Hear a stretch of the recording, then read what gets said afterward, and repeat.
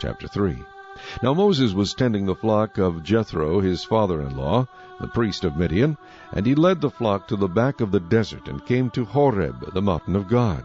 And the angel of the Lord appeared to him in a flame of fire from the midst of a bush. So he looked, and behold, the bush was burning with fire, but the bush was not consumed. Then Moses said, I will now turn aside and see this great sight, why the bush does not burn. So when the Lord saw that he turned aside to look, God called to him from the midst of the bush and said, Moses, Moses. And he said, Here I am. Then he said, Do not draw near this place. Take your sandals off your feet, for the place where you stand is holy ground. Moreover, he said, I am the God of your father, the God of Abraham, the God of Isaac, and the God of Jacob. And Moses hid his face, for he was afraid to look upon God. And the Lord said, I have surely seen the oppression of my people who are in Egypt, and have heard their cry because of their taskmasters, for I know their sorrows. So I have come down to deliver them out of the hand of the Egyptians, and to bring them up from that land to a good and large land, to a land flowing with milk and honey, to the place of the Canaanites and the Hittites, and the Amorites, and the Perizzites, and the Hivites, and the Jebusites.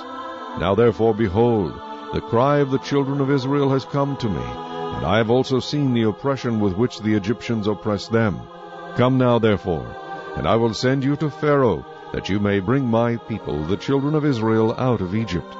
But Moses said to God, Who am I that I should go to Pharaoh, and that I should bring the children of Israel out of Egypt?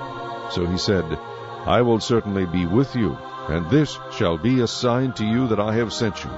When you have brought the people out of Egypt, you shall serve God on this mountain. Then Moses said to God, Indeed, when I come to the children of Israel and say to them, The God of your fathers has sent me to you, and they say to me, What is his name? What shall I say to them? And God said to Moses, I am who I am. And he said, Thus you shall say to the children of Israel, I am has sent me to you. Moreover, God said to Moses, Thus you shall say to the children of Israel, The Lord God of your fathers, the God of Abraham, the God of Isaac, and the God of Jacob has sent me to you. This is my name forever, and this is my memorial to all generations. Go and gather the elders of Israel together, and say to them, The Lord God of your fathers, the God of Abraham, of Isaac, and of Jacob, appeared to me, saying, I have surely visited you and seen what is done to you in Egypt.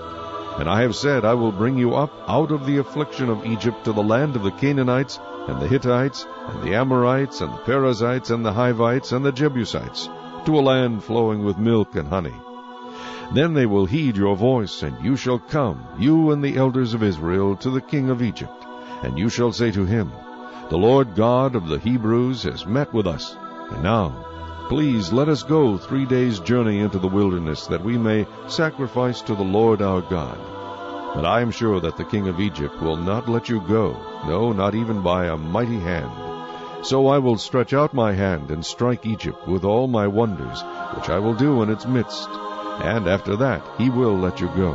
And I will give this people favor in the sight of the Egyptians, and it shall be, when you go, that you shall not go empty-handed.